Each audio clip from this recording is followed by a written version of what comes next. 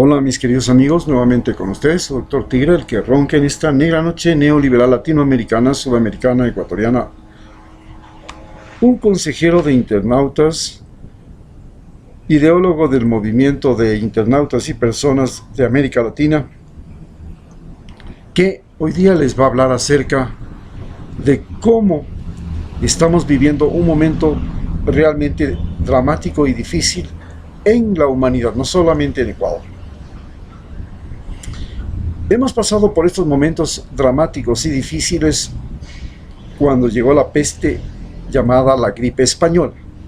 En ese momento había concluido la Primera Guerra Mundial y la economía del mundo se había venido abajo, produciéndose una gran secuela que vino ya desde y que se tradujo en la famosa Gran Depresión norteamericana y después Gran Depresión del mundo de los países desarrollados, especialmente de Europa y Norteamérica.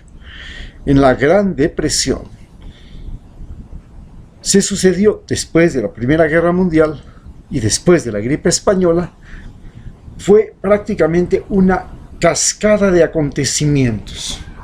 Repito, primero la Guerra Mundial, luego la gripe española e inmediatamente la Gran Depresión. Ese momento tan crítico de la humanidad se resolvió de la forma más terrible imaginada. Se resolvió a través de una guerra mundial que se llamó la Segunda Guerra Mundial y que terminó con una bomba atómica que nos advertía a todos los seres humanos que la próxima vez íbamos a desaparecer todos por culpa de nosotros mismos. Hoy, la cascada de acontecimientos son, en primer lugar, llegó una peste.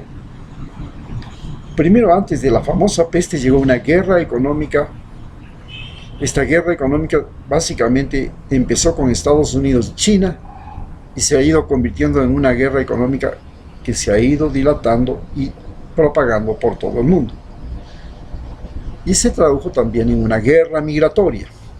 Cierre de fronteras, racismo y todas las cosas que creaban estas olas migratorias que en el caso de Europa cruzaban el Mediterráneo a invadir Europa y en el caso de América caminaban a lo largo de Centroamérica y por las costas, inclusive los aeropuertos, para tratar de traspasar cualquier intento de muralla, de barrera, de obstáculo que pusiera Estados Unidos. A estos fenómenos se le sucede la peste, y la peste debilita primeramente a los Estados Unidos, que lo quebranta, lo convierte en un país dividido. Hoy, demócratas y republicanos son dos seres humanos completamente diferentes.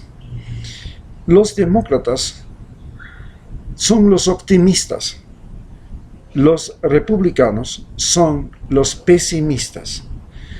Los demócratas plantean una revolución energética, la eliminación de las prisiones privadas, el manejo del flujo migratorio de una manera mucho más racional y menos racista, la reivindicación de los derechos de las minorías, especialmente hispanos, negros e indígenas norteamericanos. Pero además plantean una revolución energética, volver los ojos a las energías limpias, dejar atrás la energía de combustión, unirse al Tratado del Acuerdo de París, hacer una gran revolución industrial a partir de estas nuevas formas de utilizar la energía y salir del entorpecimiento y el caos creado por los republicanos. Los republicanos, a su vez, plantean que Estados Unidos debe ser primero, pero entiéndase que Estados Unidos blanco, no el Estados Unidos negro, ni el Estados Unidos hispano, ni el Estados Unidos indígena, el Estados Unidos blanco. debe ser first. Segundo, que los demócratas son unos flojos y que esos estados demócratas, Nueva York, California, por ejemplo, son unos estados pusilánimes que no han sabido poner en orden y que permiten que las manifestaciones terminen en incendios, en agresiones, en desprestigio a los policías, en violencia callejera, y justifican diciendo que son además pusilánimes porque en los estados demócratas los hispanos narcotraficantes hacen de las suyas, se meten, corren a vivir en esas guaridas, en esas ratoneras, y ellos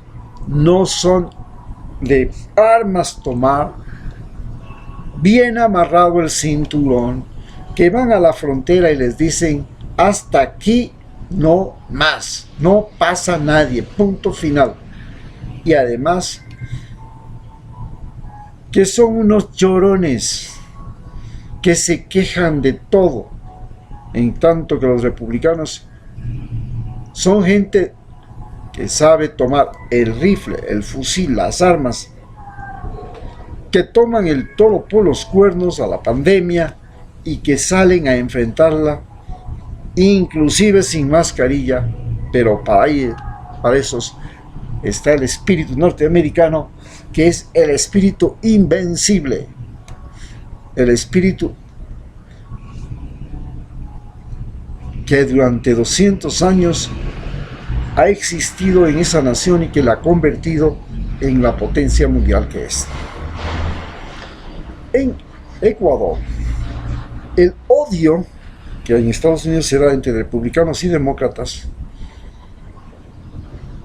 y además entre blancos y negros, entre blancos e indígenas, entre blancos e hispanos, se ha convertido más bien en un odio terrible entre nosotros mismos. Bastó con que le diga a mi hermano que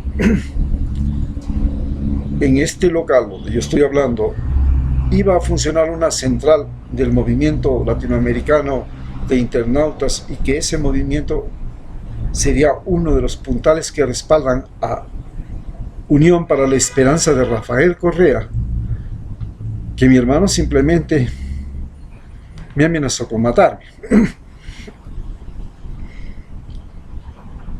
Por supuesto que habían otras cosas más entre los dos, porque disputamos bienes que nos dejaron nuestros padres y que no están donde deben estar. Bien, pero este problema de odio después de las crisis, que se da inclusive en el interior de la familia, en el interior de cada uno de nosotros, se dio en Colombia a comienzos del siglo XX. Se odiaron entre conservadores y liberales de tal forma que llevaron una guerra que se llama la Guerra de los 1000 días. Pensaron que la guerra se terminó después de 3 años de guerra. ¡Sorpresa! Después de 3 años de guerra no había pasado nada. Seguían matándose entre liberales y conservadores, y muchos liberales tuvieron que venir a esconderse aquí en Ecuador, porque mientras que en Colombia triunfaron los conservadores, en Ecuador triunfaron los liberales. Y los liberales corrieron a esconderse aquí. Vinieron colombianos acá y ellos fortalecieron y echaron adelante al gobierno de Eloy Alfaro. Pensaron que las cosas quedaban ahí. Más tarde, después de la Segunda Guerra Mundial, 1948, el socialismo, que se había también sido una de las doctrinas victoriosas de la Segunda Guerra Mundial, el capitalismo norteamericano y el socialismo de la Unión Soviética, comenzó a filtrarse por acá con el nombre de comunismo. Y claro, cualquiera que pensara en el bien común, en la igualdad de los seres humanos, en el derecho a la educación, en el derecho de las mujeres, en el derecho de los negros, de los indios, cualquiera que pensara en eso, ese era izquierdista. Y el izquierdista era comunista, y el comunista era el enemigo de Dios, y el enemigo de Dios había que limpiarlo, había que matarlo. Y en Colombia se dio el famoso asesinato de Eliezer Gaitán, el bogotazo. Y tras eso, Colombia fue un nido, un hervidero en que colombianos se odiaban con colombianos, padres con hijos, hermanos con hermanos y todos con todos.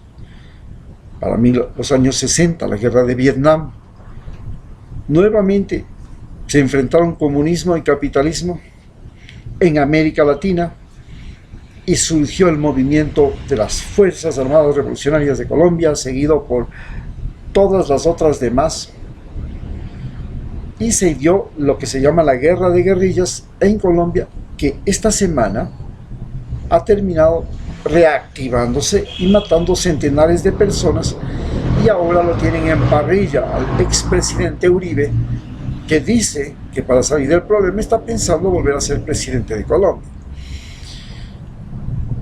Esta contaminación cercana de Colombia a Ecuador ya lo comenzamos a sentir. Nosotros también vivimos este conflicto entre liberales y conservadores durante años, y nos se mataban entre nosotros. Las campañas políticas, si no tenían cadáveres, no eran campañas políticas.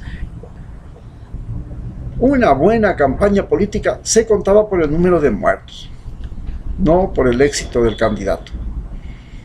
Era como cuando usted va a esas corridas de toros de pueblo, y la corrida es buena de acuerdo al número de muertos que los toros han terminado matando. Entonces así era más o menos la política en Ecuador. Y hoy la política en Ecuador ha retornado, en este momento que estamos de crisis, a una lucha entre los que odian desesperadamente a Correa y son sus enemigos a muerte, capaces de usar todo, comenzando por usar la mentira, la exageración, la calumnia, la infamia, el engaño, y los opuestos y los que están con Correa, que se oponen a que se utilice la mentira, la calumnia, la exageración, la violencia en la campaña. Vamos a elecciones. Se ha hecho todo lo posible para que Correa no participe. Se ha hecho todas las trampas posibles, se le ha acusado de todo, igual que a Evo Morales. La misma historia de Lula. Lo que fue la historia de Cristina Fernández. Este fenómeno ha convertido a nosotros, en los ecuatorianos, en un sitio, en una zona de conflicto y odio y de batalla que ya se siente en la familia propia. No les vuelvo a decir. Mi propio hermano me ha advertido que me va a matar. ¿Qué vamos a hacer? Este es el ambiente que estamos viviendo en este país. Muchas gracias.